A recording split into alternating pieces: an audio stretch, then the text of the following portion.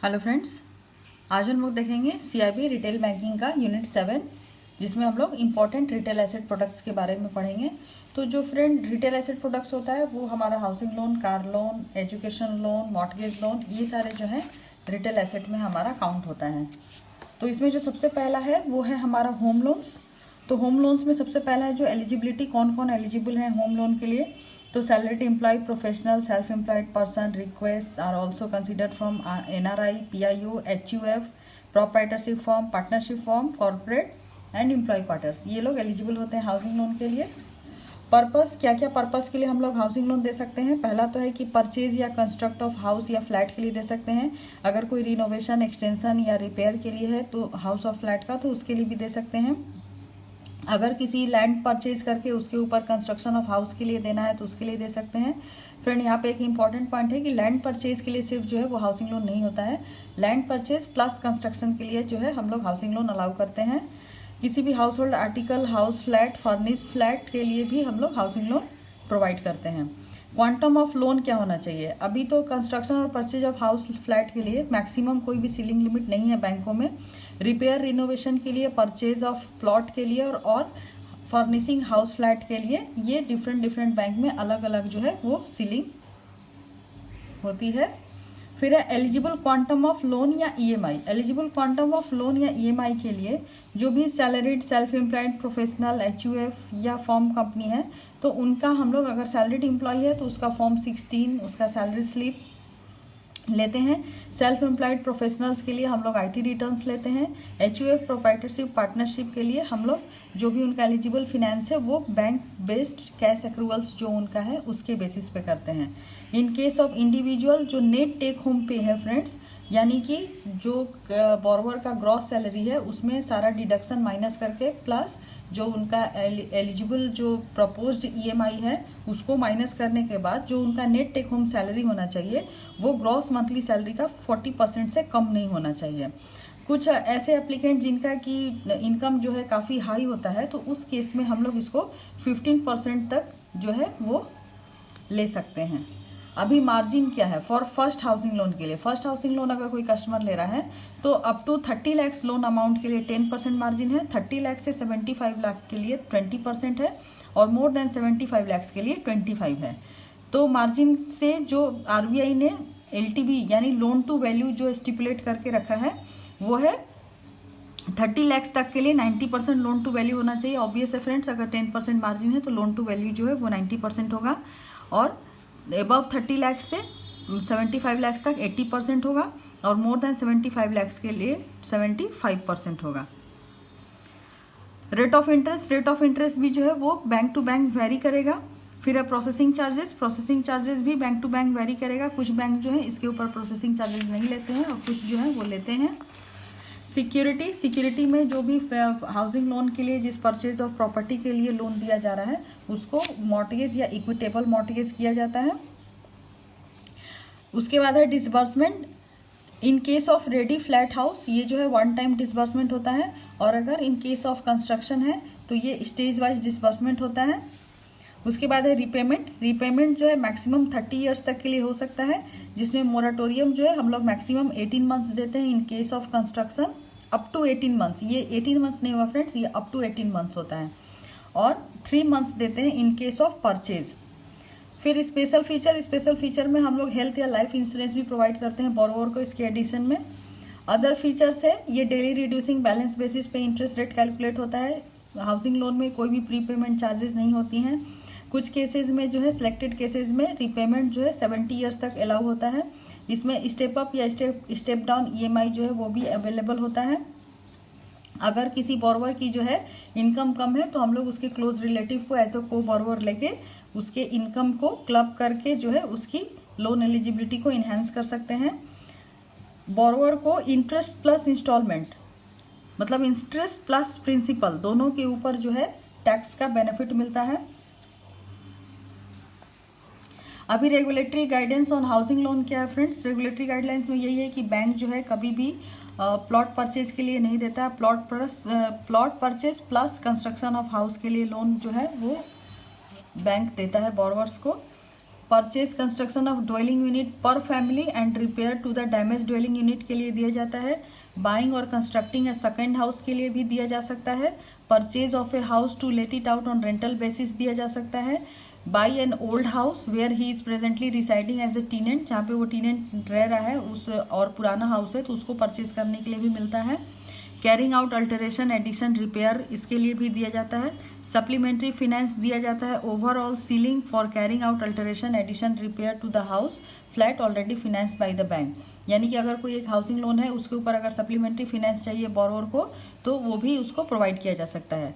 Supplementary finance जो है वो परी पासू या सेकंड चार्ज के बेसिस पे दिया जा सकता है। जैसे कि अगर मान लीजिए कि कोई पर्सन है उसने ग्राउंड फ्लोर के लिए अगर एक बैंक से लोन ले रखा है और वो सेकंड फ्लोर अपना बनाना चाहता है या फर्स्ट फ्लोर बनाना चाहता है तो उसके लिए अगर लोन चाहिए तो वो दूसरे बैंक से भी अप्रोच करके वहाँ से ले सकता है। लेकिन यहाँ पे जो चार्ज क्रिएशन होगा वो परी पासू बेसिस या सेकेंड मॉर्टगेज बेसिस पे हो सकता है। बैंक में also grant housing loan two bodies other than individual. Individual के अलावा भी हाउसिंग लोन जो है वो प्रोवाइड किया जा सकता है। किनको किनको? स्लम ड्वेलर्स जहाँ पे कि गवर्नमेंट की गारंटी होगी। स्लम इम्प्रूवमेंट स्कीम जो कि स्लम क्लियरेंस बोर्ड के द्वारा इम्प्लीमेंट किया जाएगा। और रिपेयर टू हाउस के लिए भी जो है हाउसिंग लोन प्रोवाइड किया जाता है। नेक्स्ट जो हमारा स्कीम है फ्रेंड वो है housing loan under prime minister Awas Yojana, यानी कि प्रधानमंत्री आवास योजना।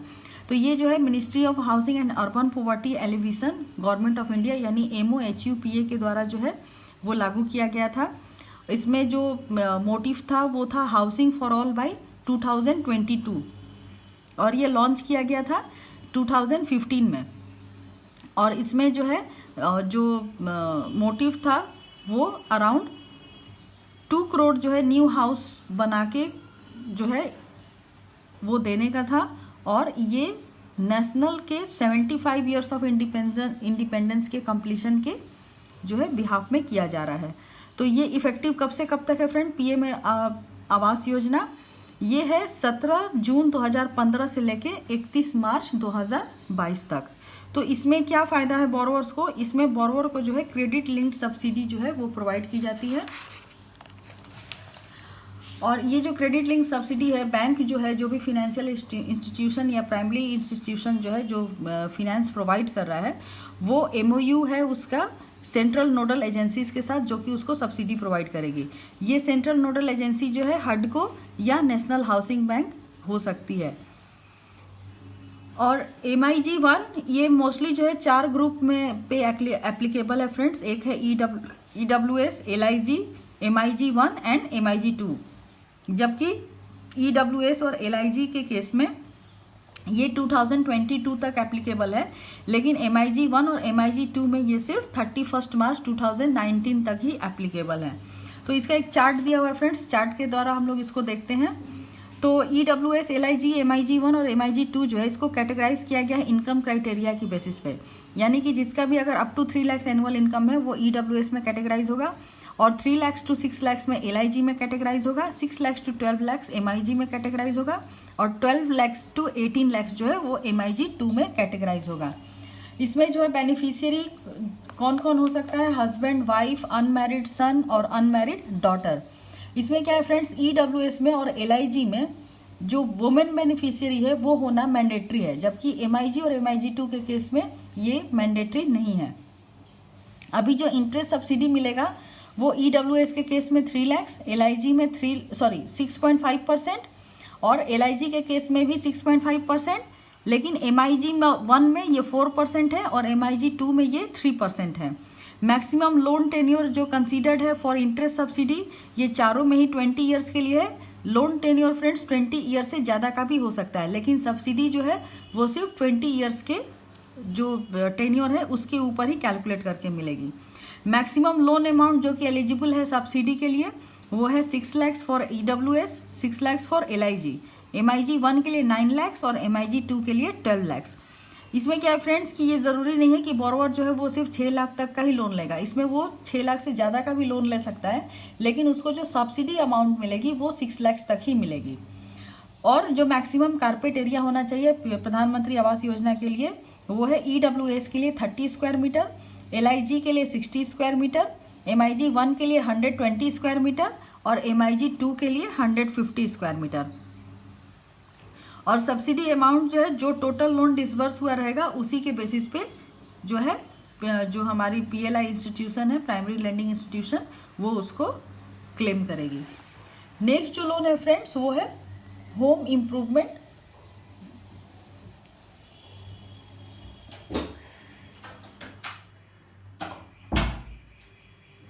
तो होम इम्प्रूवमेंट लोन जो है उसके लिए कौन एलिजिबल है? होम इम्प्रूवमेंट लोन कोई भी ले सकता है। इसमें individual, group of individual, member of corporate society जो कि जिनका हाउस या फ्लैट हो वो ले सकते हैं।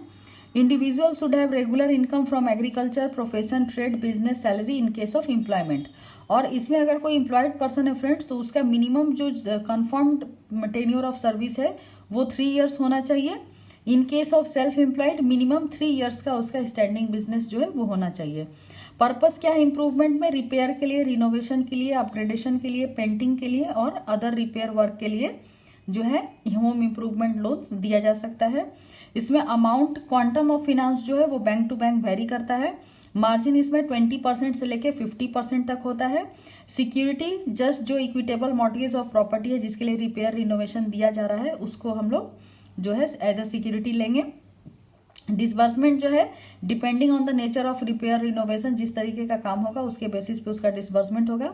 इसमें मोराटोरियम 3 मंथ्स के लिए दे सकते हैं और repayment period bank to bank ही वेरी करता है, जो बैंक में जैसे एप्लीकेबल होगा वो वैसे इसमें दिया जाएगा। नेक्स्ट है होम डेकोर लोन। जैसे कि नाम से ही पता चल रहा है फ्रेंड, ये होम के डेकोरेशन के लिए दिया जा सकता है, इसके फर्निशिंग के लिए या इंटीरियर डेकोरेशन के लिए हम लोग इसको दे सकते हैं। तो इसमें भी एलिजिबल जो है वो सेम होंगे, इंडिविजुअल, ग्रुप ऑफ इंडिविजुअल जिनका रेगुलर इनकम है एग्रीकल्चर, प्रोफेशन, ट्रेड, बिजनेस या सैलरी से। एम्प्लॉयड पर्सन के केस में इसमें भी मिनिमम 3 इयर्स का कंफर्म सर्विस चाहिए और सेल्फ एम्प्लॉयड प्रोफेशनल के लिए इसमें भी मिनिमम 3 इयर्स का उनका स्टैंडिंग बिजनेस जो है वो चाहिए।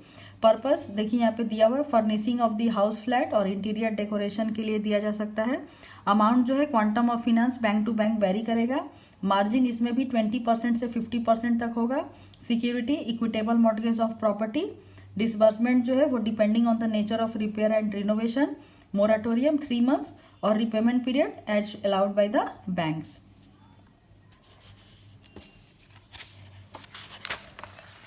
अब नेक्स्ट जो है फ्रेंड वो है ऑटो या व्हीकल लोन, यानी कि कार लोन या 2 व्हीलर लोन।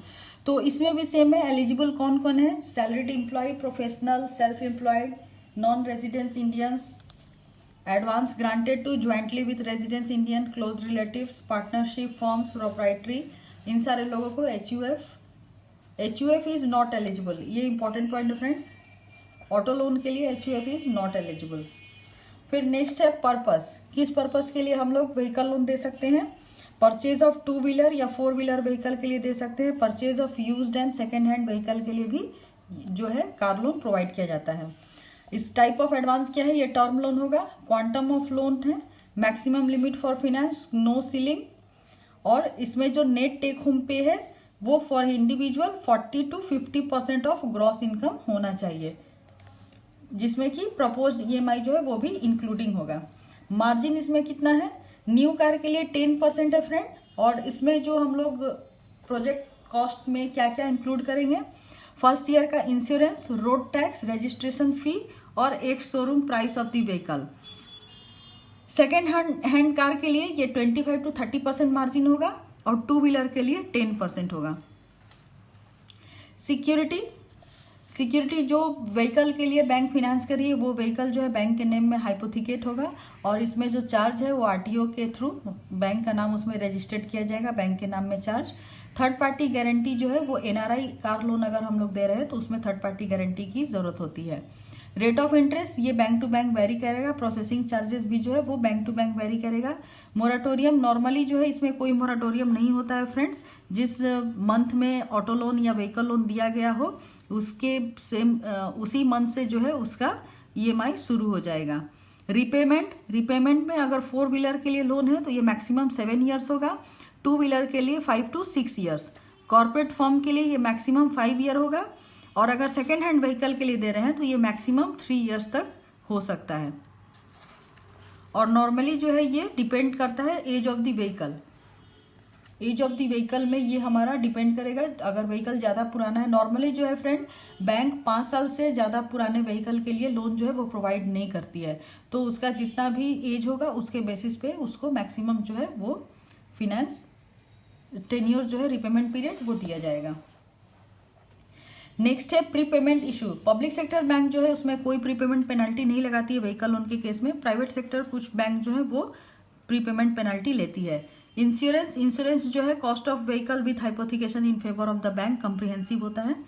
और डिसबर्समेंट डायरेक्टली टू डीलर और supplier and invoice receipt to be obtained for record. जब व्हीकल लोन करते हैं तो ये डायरेक्टली डीलर को या सप्लायर को पेमेंट करना है और इनवॉइस और रिसीट जो है वो ऑन रिकॉर्ड आपको लेके रखना है। नेक्स्ट है पर्सनल लोन। पर्सनल लोन जो है इसके लिए कौन कौन एलिजिबल है? ये मेनली फ्रेंड जो है अनसिक्योर्ड होता है और ये पर्सनल गारंटी के द्वारा बैक किया जाता है।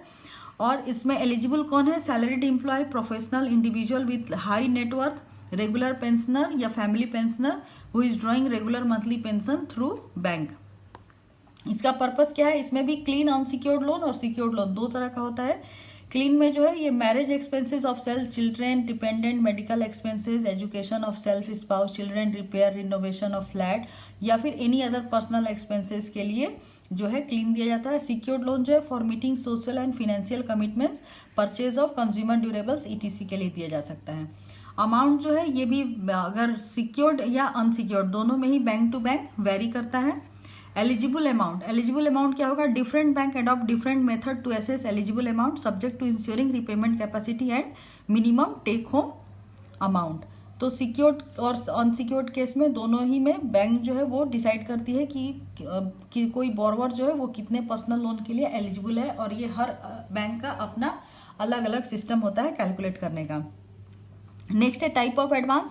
ये डिमांड लोन भी हो सकता है, टर्म लोन भी हो सकता है और ओवरड्राफ्ट भी हो सकता है।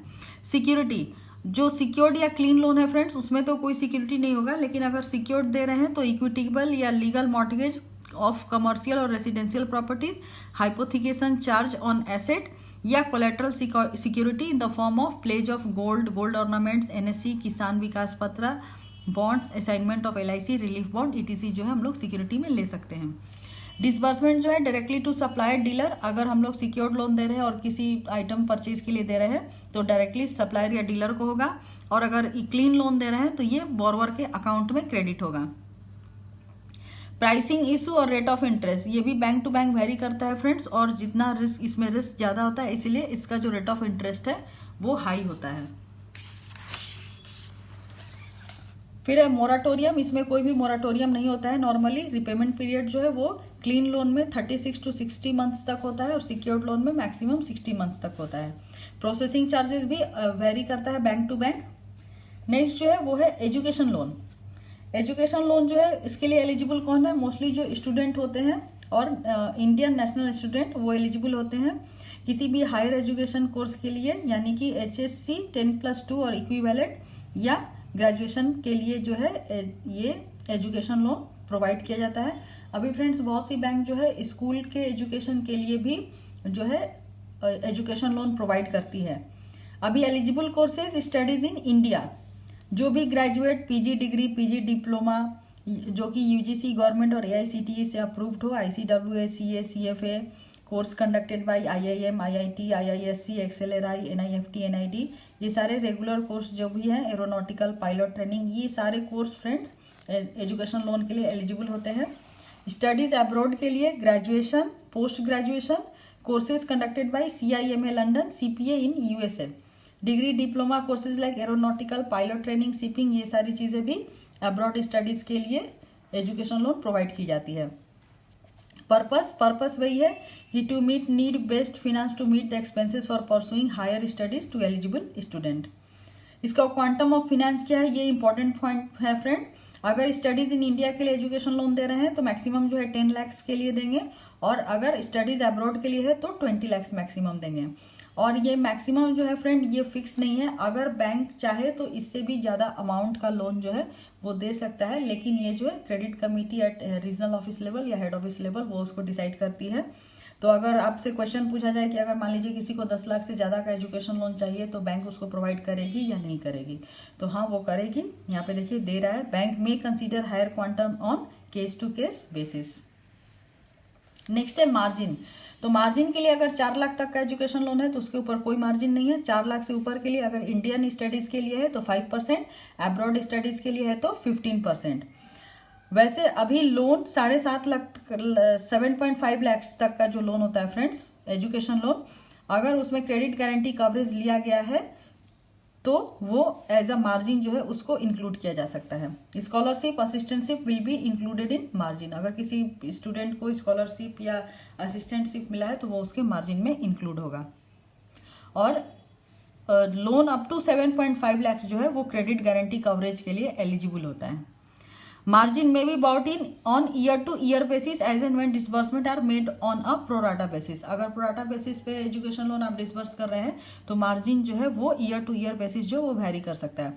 मान लीजिए जैसे 10 लाख का लोन है, 10 लाख में अगर जो बोरोवर है उसको 5% जो है वो मार्जिन देना है, तो ये जरूरी नहीं कि वो फर्स्ट डिसबर्समेंट में ही उसको 5% जो है वो देना होगा। अगर ये 4 स्टेजेस में यानी 4 सेमेस्टर के लिए डिसबर्स करना है फ्रेंड, तो वो जो उसका 5% है वो उसको 4 टाइम्स माने 4 सेमेस्टर वाइज वो पार्ट वाइज रीपे कर सकता है, मार्जिन में जो है वो कंट्रीब्यूट कर सकता है।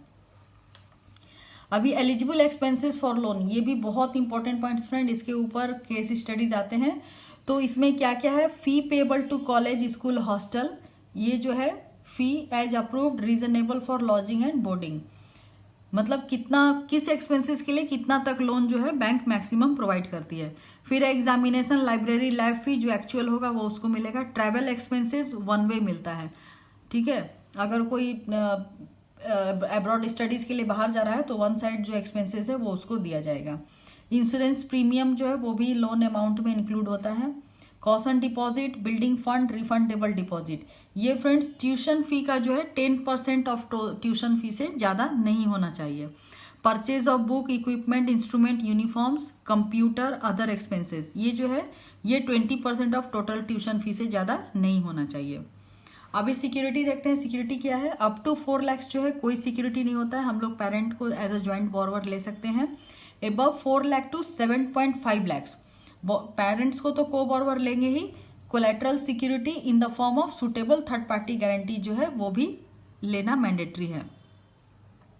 However third party guarantee will be waived if the loan is eligible for credit guarantee coverage. अगर क्रेडिट गारंटी कवरेज अगर लिया गया है लोन में तो थर्ड पार्टी गारंटी जो है वो बैंक वेव कर सकती है। फिर है अबव 7.5 लाख, तो यहाँ पे आपको पेरेंट को बोरोवर लेना है प्लस टेंजिबल कोलेटरल सिक्योरिटी लेना है और जो फ्यूचर इनकम का असाइनमेंट है वो भी लेना है। फ्रेंड्स फ्यूचर इनकम का असाइनमेंट जो है वो सारे केसेस में लेते हैं, यहाँ पे दिया नहीं हुआ है, सिर्फ लास्ट में दिया है, लेकिन ये असाइनमेंट ऑफ फ्यूचर इनकम हम लोग एवरी केस में लेते हैं एजुकेशन लोन में।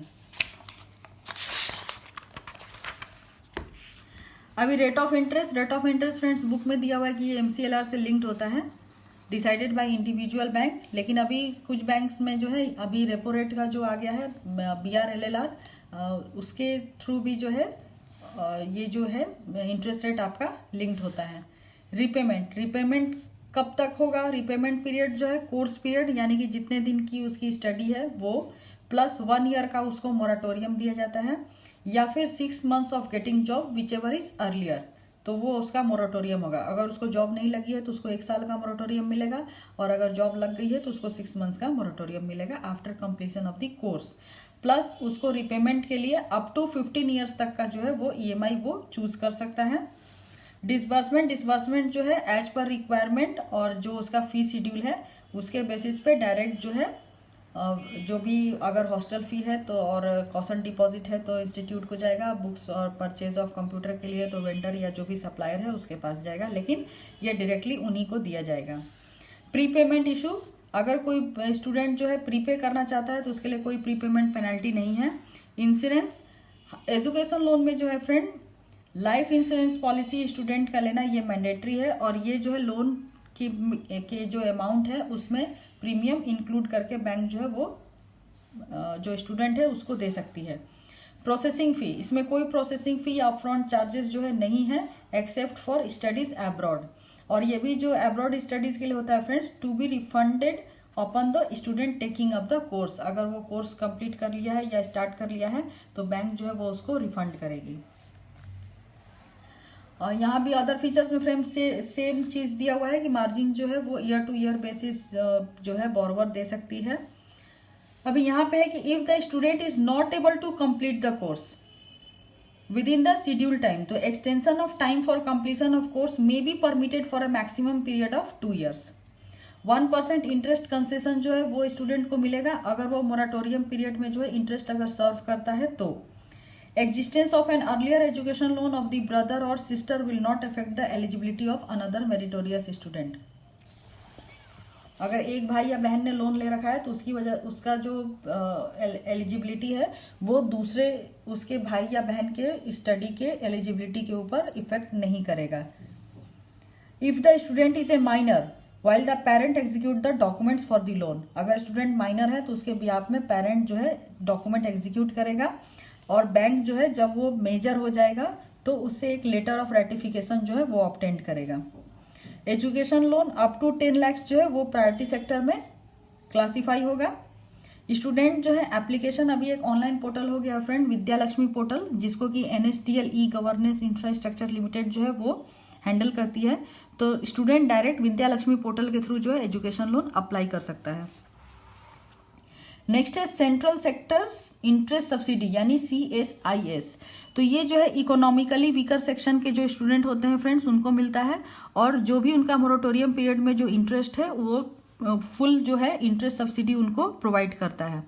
और जो इकोनॉमिकली वीकर सेक्शन के जो स्टूडेंट हैं उनको कैटेगराइज करने का जो क्राइटेरिया है वो है उनका पेरेंटल फैमिली इनकम जो है वो 4.5 lakhs तक होगा, तो ही उनको EWS में CSIS का जो है बेनिफिट मिल सकता है। अभी नेक्स्ट है other retail loans. Other retail loans friend loans to professionals like doctor, advocate, architect, chartered accountants के लिए जो हम लोग लोन देते हैं वो लोन टू प्रोफेशनल्स है।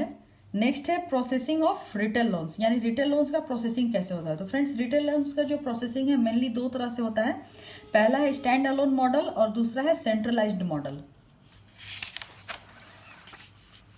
तो स्टैंड अलोन मॉडल जो है रिटेल लोन प्रोसेसिंग के लिए, ऐसे रिटेल लोन जो कि ब्रांच लेवल पे प्रोसेस किए जाते हैं उसको हम लोग स्टैंड अलोन मॉडल कहते हैं। इसमें क्या है कि ब्रांच हेड का जो डिस्क्रिशनरी पावर होता है वहां तक का लोन जो है ब्रांच लेवल पे किया जाता है, और अगर ब्रांच हेड के डिस्क्रिशनरी पावर से अगर ज़्यादा है, डेलीगेशन पावर से ज़्यादा है लोन, तो वो लोन जो उनके नेक्स्ट हायर अथॉरिटी होते हैं जैसे रीजनल या सर्कल या जोनल ऑफिस को, वहाँ पे उनको रेफर किया जाता है। तो वो वहाँ से अप्रूव होने के बाद फिर वापस ब्रांच को आता है, जहाँ से ब्रांच लोन अमाउंट जो है वो रिलीज करती है। फिर है centralised model for retail loan processing. Centralised model में क्या है, इसमें फ्रेंड जो प्रोसेसिंग ऑफ लोन है वो सेंट्रलाइज प्लेस पे होता है। आजकल ऐसे जगहों को बैंकों में RLPC, RACPC, RAC ऐसे करके बोले जाते हैं फ्रेंड्स। तो ये जो है 5 तरह का होता है: retail loan factory, retail loan hub, retail loan processing centre, retail asset processing centre, retail loan branches. तो रिटेल लोन फैक्ट्री और रिटेल लोन हब जो है ये एक स्पेसिफाइड लोकेशन के जो प्रपोजल्स होते हैं उसको हैंडल करती है। रिटेल लोन प्रोसेसिंग सेंटर जो है मेट्रो स्टेट कैपिटल में होते हैं, और ब्रांच और प्रोसेसिंग सेंटर जो होते हैं वो सपोर्ट वहाँ पे जो कुछ मार्केटिंग पर्सनल होते हैं जिनको कि हम लोग DSA या डायरेक्ट सेलिंग एजेंट्स भी बोलते हैं, तो वो लोग वहाँ पे जो है प्रपोजल्स लाते हैं और इस तरीके से ब्रांच के बिजनेस को ग्रो करने में हेल्प करते हैं। Panel, lawyer, approved valuer, ETC जो है वो सब वहाँ से कनेक्ट होते हैं और वो इस तरीके से जो है service provider as a service provider काम करते हैं। अभी application and the required documents are forwarded to the retail loan processing. Branch से जो भी रिक्वायर्ड डॉक्यूमेंट और एप्लीकेशन होता है वो RAC या RACPC को जो है वो फॉरवर्ड किया जाता है, और फिर बाकी का जो काम है वो वहाँ पे होता है। तो RACPC क्या क्या काम करती है, वो प्रोसेस करती है एप्लीकेशन को, वेरिफिकेशन चेक करती है, क्रेडिट स्कोर जो है वो बोरोवर का निकालती है, वैल्यूएशन करती है, अगर कहीं पे अगर वैल्यूएशन की ज़रूरत है तो पैनल वैल्यूअर के through, encumbrance certificate through panel lawyers, और legal opinion through panel lawyers obtain करती है। उसके बाद प्रोसेसिंग करती है, जो भी क्वांटम ऑफ फिनेंस है based on margin requirement for different loan वो डिराइव करती है। प्लस में लोन प्राइसिंग यानी कि लोन का क्या रेट ऑफ इंटरेस्ट होना चाहिए वो डिसाइड करेगी। उसके बाद सैंक्शन करेगी। उसके बाद receiving acceptance for terms and condition from the applicant, फिर डॉक्यूमेंट एग्जीक्यूशन, उसके बाद release the loan to the borrower, and then verification of and use by the borrower. कुछ जगहों पे फ्रेंड जो आरएलपीसी होती है वो सैंक्शन करती है और पोस्ट सैंक्शन फॉर्मेलिटीज जो है वो ब्रांच देखती है, यानी कि सिर्फ सैंक्शन करके वो फाइल ब्रांच को भेज देते हैं, फिर ब्रांच का काम होता है डॉक्यूमेंटेशन करना, डिसबर्सन करना, अकाउंट ओपनिंग करना और पोस्ट सैंक्शन फॉलोअप करना। लेकिन कुछ आरएलपीसी में जो है वो पूरा आपका प्रोसेसिंग से लेके रिलीजिंग तक एंड मॉनिटरिंग एंड फॉलोअप ये सारा चीज जो है वो आरएलपीसी ही करती है। तो यहाँ पे डिफरेंस दिया हुआ है फ्रेंड्स कि स्टैंड अलोन और सेंट्रलाइज्ड मॉडल में क्या डिफरेंस है, तो ये तो सब हम लोगों को पता ही है। यहाँ पे कस्टमर का बेटर अंडरस्टैंडिंग होता है, यहाँ पे डॉक्यूमेंट बेस्ड जो है प्रोसेसिंग होता है, यहाँ पे स्टैंडर्डाइज्ड अप्रोच नहीं होता है, यहाँ पे स्टैंडर्डाइज्ड अप्रोच होता है। यहाँ पे फास्टर जो है रिटेल लोन होता है, यहाँ पे जो उसका टाइम है उसके हिसाब से होता है। यहाँ पे क्वालिटी अप्रेजल जो है अलग अलग होती है और यहाँ पे क्वालिटी अप्रेजल जो है वो यूनिफॉर्म होती है। प्रोसेसिंग टाइम जो है वो as per importance of the customer vary करता है, लेकिन यहाँ पे प्रोसेसिंग टाइम जो है वो सभी के लिए इक्वल होता है। कंप्लायंस और अप्रेजल नॉर्म्स जो है कस्टमर प्रोफाइल के बेस्ड पे होता है और यहाँ पे यूनिफॉर्म कंप्लायंस अप्रेजल स्टैंडर्ड होता है। डॉक्यूमेंट स्टैंडर्ड में नॉट बी यूनिफॉर्म। ये फ्रेंड्स ये पॉइंट जो है ये मुझे डाउटफुल लग रहा है, क्योंकि डॉक्यूमेंटेशन प्रोसीड्योर जो है वो चाहे ब्रांच लेवल पे हो चाहे आरएलसी लेवल पे हो, जो बैंक का जो प्रिस्क्राइब डॉक्यूमेंटेशन है वही जो है वो आइदर आप ब्रांच लेवल पे एक्सेप्ट करो या फिर आरएलसी के लेवल पे करो, वो इक्वल ही होगा। तो फ्रेंड्स इसी के साथ जो है हमारा ये चैप्टर यहीं खत्म होता है। तो आपको अगर हमारा चैनल अच्छा लग रहा है तो आप हमारे चैनल को लाइक करिए, शेयर करिए, सब्सक्राइब करिए। नेक्स्ट वीडियो में हम लोग नेक्स्ट टॉपिक के साथ मिलेंगे, तो तब तक के लिए keep watching our channel and thank you for watching this video.